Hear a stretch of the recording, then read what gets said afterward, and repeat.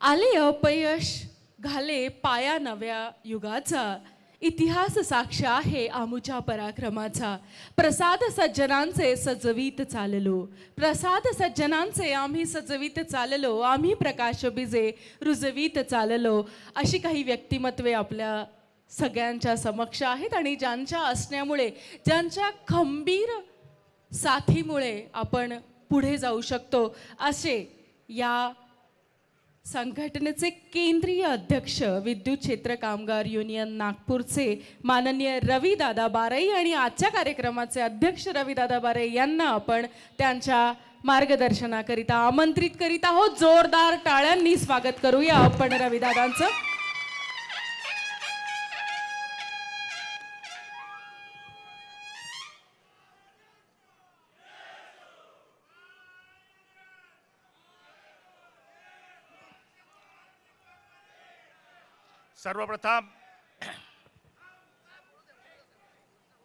सर्वप्रथम विद्युत क्षेत्र तांत्रिक कामगार संघटनेचे संस्थापक अध्यक्ष पैगंबरवासी अब्दुल सलाम साहेब यांना मी नमन करतो।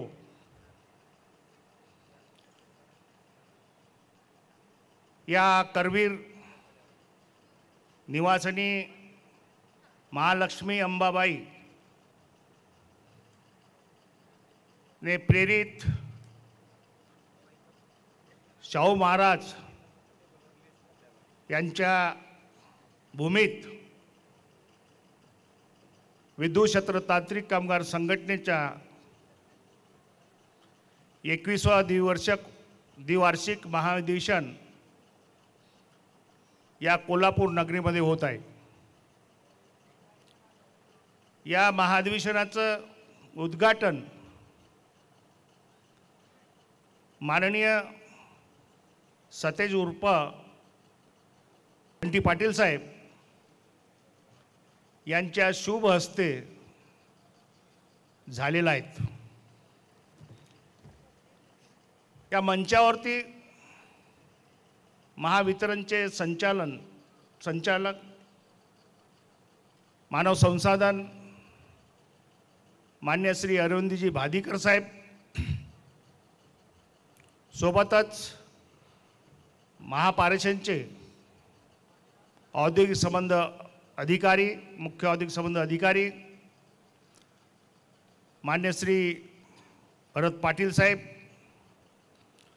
सोबतच वितरणचे महाव्यवस्थापक वितरण श्री राजेशजी पांडे साहेब,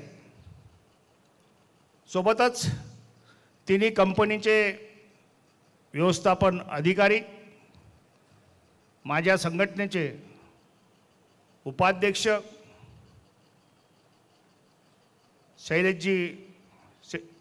शैलेंद्रजी अर्जितवार, बाळासाहेब गायकवाड, नितीनजी पवार, आप्पासाहेब क्षीरसागर, अनिलजी लाड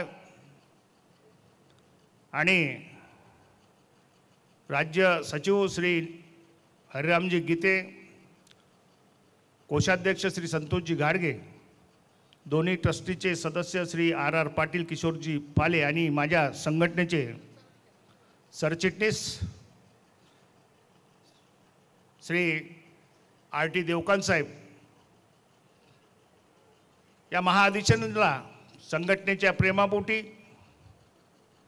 उपस्थित झालेले सर्व माझ्या केंद्राचे माजी केंद्रीय पदाधिकारी, CWC मेंबर्स आणि संपूर्ण महाराष्ट्राच्या कानाकोपऱ्यातून उपस्थित झालेला हा सर्व बंधू भगिनींचा आणि या माझ्या तांत्रिक कामगार बांधवांचा जनसमुदाय,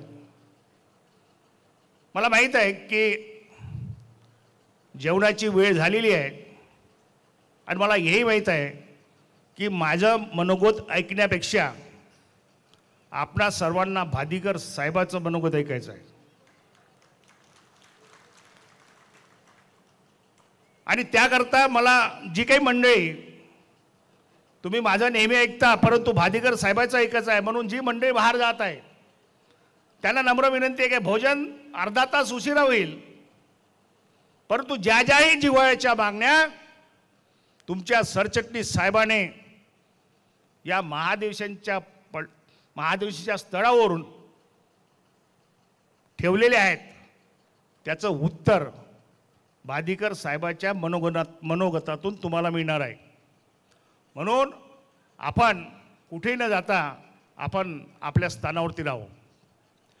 मित्र, प्रत्येक विषयाच्या संदर्भामध्ये संघटनेच्या सरचिटणीसांनी या महाधिवेशनाच्या माध्यमातून आपल्या प्रश्नाची उजळणी करून दिलीत आणि उजळणी करून देत असताना सर्व विषय बादीकर साहेबांनी ऐकलीत आणि पारेषणचे मुख्य औद्योगिक संबंध अधिकारी सुद्धा आहेत त्यांनी सुद्धा ऐकलीत. आपल्याला माहित आहे सर्वांना 1977ला या संघटनेची स्थापना झाली आणि स्थापनेच्या वेळेस एकाच विषयाच्या अनुषंगाने आपण स्थापना केली, तो म्हणजे स्वतंत्र वेतन श्रेणीचा विषय होता. त्या विषयातून आपण सामोर गेलो, लढलोत. आज नियोजित कार्यक्रमाप्रमाणे महाराष्ट्राचे सहकार मंत्री माननीय नामदार दिलीप वळसे पाटील साहेब उपस्थित राहणार होते, ज्यांच्या पुढाकाराने या विद्युत क्षेत्र तांत्रिक कामगार संघटनेच्या संघर्षाने 21 जुलै 2005ला माननीय दिलीप वळसे पाटील साहेब ऊर्जा मंत्री असताना स्वतंत्र वेतन श्रेणीच्या पोटी 2 अधिकच्या वेतनवाढी मिळाल्यात. ही दिलीप वळसे पाटील साहेब आणि विद्युत क्षेत्र तांत्रिक कामगार संघटनेची देण आहे, इतर कुठल्याही संघटनेची नाही. आणि आज मला आवर्जून दिलीप वळसे पाटील साहेबांना सांगायचं होतं, परंतु ती संधी आली नाही की साहेब तुम्ही आम्हाला 2 अधिकच्या वेतनवाढी मिळवून दिल्यात, आम्हाला आर्थिक लाभ दिलात, परंतु आमचा स्वाभिमान अजून बाकी आहे. कारण की आम्ही 2 वेतनवाढीसाठी लढलो नाही, आम्ही आमच्या स्वाभिमानासाठी लढलो. तुम्ही आमच्या 2 वेतनवाढी मिळवून दिल्याच. तुमचा हा विद्युत क्षेत्र तांत्रिक कामगार युनियनचा सभासद असो किंवा तांत्रिक कामगार असो, या तिन्ही कंपनीचा तांत्रिक कामगार असो, जोपर्यंत कंपनी आहे, जोपर्यंत तांत्रिक कामगार बांधव आहे, तोपर्यंत दिलीप वळसे पाटील साहेब यांना कोणीही विसरणार नाही. म्हणून दिलीप वळसे पाटलांना सांगायचं होतं की साहेब आम्हाला आता स्वतंत्र वेतन श्रेणीसाठी काहीतरी आम्हाला तुम्ही ज्याप्रमाणे 2005ला आमच्यासाठी दौडून आलात त्याप्रमाणे आता आपण आमच्यासाठी दौडून यात. कुठलाही आर्थिक भार या कंपनीवर बसणार नाही, फक्त आमचा स्वाभिमान तुम्ही आम्हाला मिळवून द्या. पण आज संधी निघून गेली. परंतु या स्वतंत्र वेतन श्रेणीच्या संदर्भामध्ये जेव्हा आपल्याला शिर्डीला महाधिवेशन झालं, त्या महाधिवेशनाला महाराष्ट्राचे ऊर्जा मंत्री, तेव्हाचे तत्कालीन ऊर्जा मंत्री नितीनजी राऊत साहेब होते.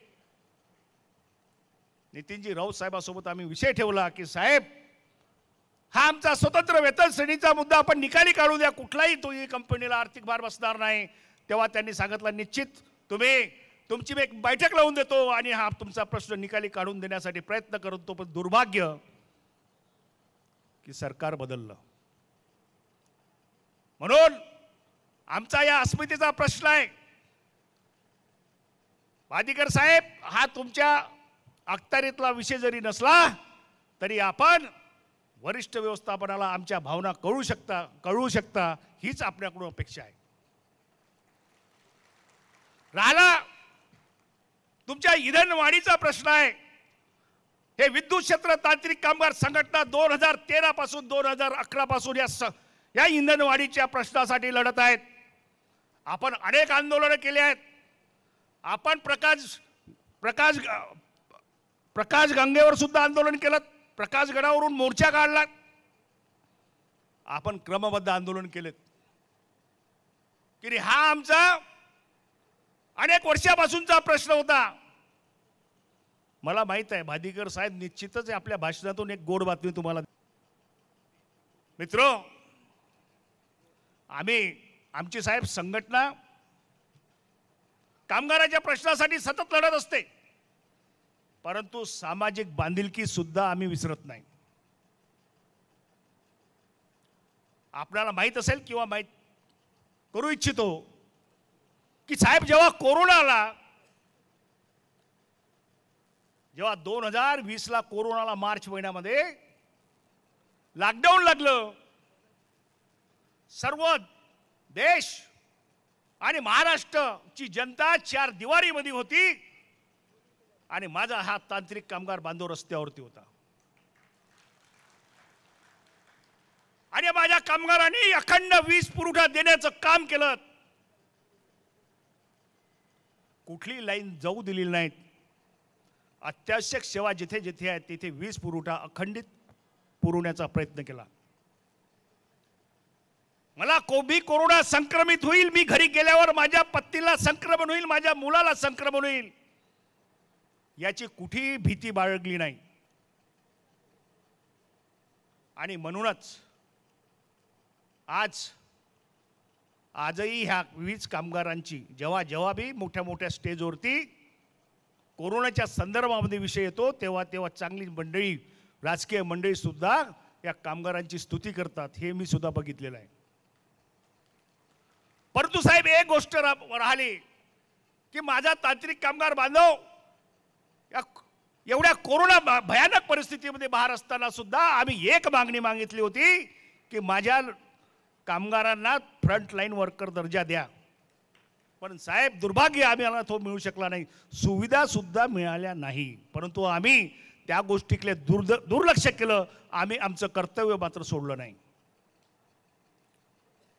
त्याही व्यतिरिक्त जर सांगायचं झाल्यास कोरोना काळामध्ये आम्ही एक आदेश दिले, एक सूचना दिल्यात किंवा आम्ही आमच्या संघटनेच्या पदाधिकाऱ्यांना सांगितलं की या कोरोनामध्ये महाराष्ट्र सरकार म्हणते आहे की रुग्णांची संख्या वाढलेली आहे, रक्तपिढीमध्ये रक्त संपलेलं आहे, रक्तदान केलं पाहिजे. तेव्हा ही माझी विद्युत क्षेत्र तांत्रिक कामगार संघटना आहे. आमच्या संघटनेने ह्या आमच्या आमच्या पदाधिकाऱ्यांना सूचना दिल्या की आपण कुठंतरी या जनतेसाठी दौडून गेलं पाहिजे.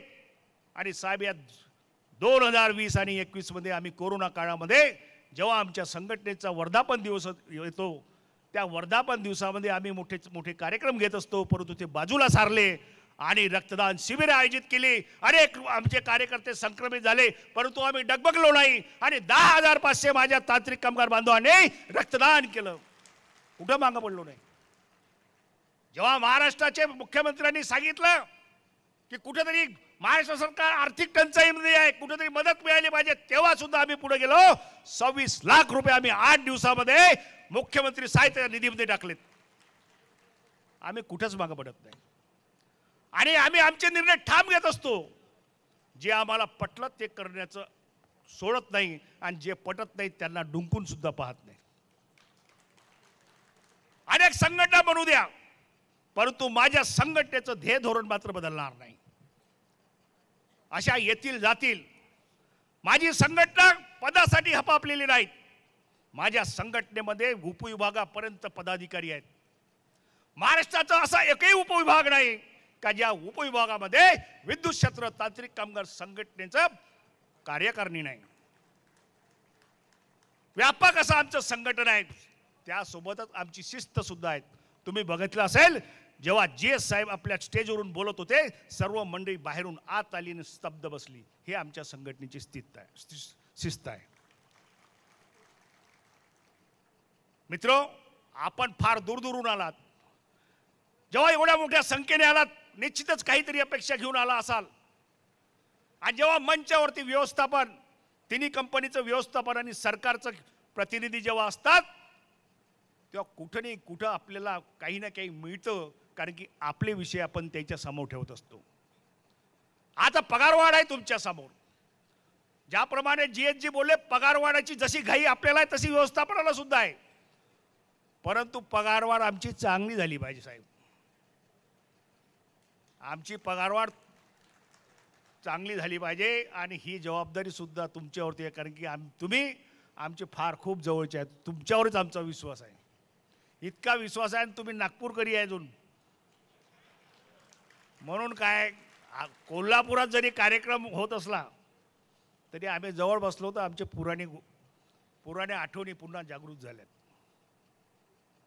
म्हणून साहेब या मेडिक्लेम मध्ये माझा जो सेवानिवृत्त कामगार आहे त्यांना पती पत्नीला तुम्ही समाविष्ट करा, ही सर्वात मोठी मागणी आहे. कारण की साहेब जेव्हा सेवानिवृत्त झाल्यानंतर आम्ही परिस्थिती बघतोय, फार 2-4 महिने गेल्यानंतर त्याची परिस्थिती हालाकीची होतं, कोणी जवळ राहत नाही. आणि त्याला एखादी बिमारी आली तर त्याला गाडीवर घेऊन कोणी जात नाही. जर त्याच्यासाठी जर आपण या मेडिक्लेम मध्ये जर ही जर सुविधा उपलब्ध करून दिली तर बिचारे ते म्हातारे 2 वर्ष जास्त जगतील. म्हणून कुठेतरी आपल्याला सेवानिवृत्त तांत्रिक कामगारांना या मेडिक्लेम योजनेमध्ये समाविष्ट केलं पाहिजे. आम्ही सुद्धा आमचा जो कामगार आहे, जो काही आर्थिक सहभाग लागत असेल त्याच्यासाठी सुद्धा आम्ही मागं पुढे पाहणार नाही, आम्ही तयार आहे. परंतु कुठेतरी तुम्ही सामोर या. म्हणून साहेब पगारवाढीच्या संदर्भामध्ये, पगारवाढ माहीत आहे तुमचा विषय नाही, परंतु आपण एक कंपनीचे प्रतिनिधी म्हणून आलेला आहात. आमच्या भावना तुम्ही निश्चित सभासदासमोर ठेवू शकतात. अधिक वेळ मी घेणार नाही. पुन्हा मी सर्वांचं जे महाराष्ट्राच्या कानाकोपऱ्यातून आले सर्वांचं मी अभिनंदन करतो. आणि काल रात्री जे सतीशजी काळे आणि त्यांच्या टीमनी जे राहण्याची व्यवस्था या पुऱ्या कोल्हापूर नगरीमध्ये केली, मी जवळून बघितलं. रात्रभर ते झोपलेले नाहीत. अशा या सतीश काळे आणि त्यांच्या टीमचं मी अभिनंदन करतो. आणि कंत्राटी कामगार चे प्रांताध्यक्ष जे आहेत संजयजी पडोळे यांची सुद्धा या अधिवेशनाला उपस्थिती आहे. त्या कंत्राटी कामगारांचे सुद्धा मी अभिनंदन करतो. मंचावरती संजयजी पडोळे आहे त्यांचे सुद्धा मी आभार मानतो. आणि सर्व मंडळीचे जे उपस्थितांचे मी आभार मानून मी माझ्या शब्दाला विराम देतो. जय हिंद, जय भारत, जय तांत्रिक.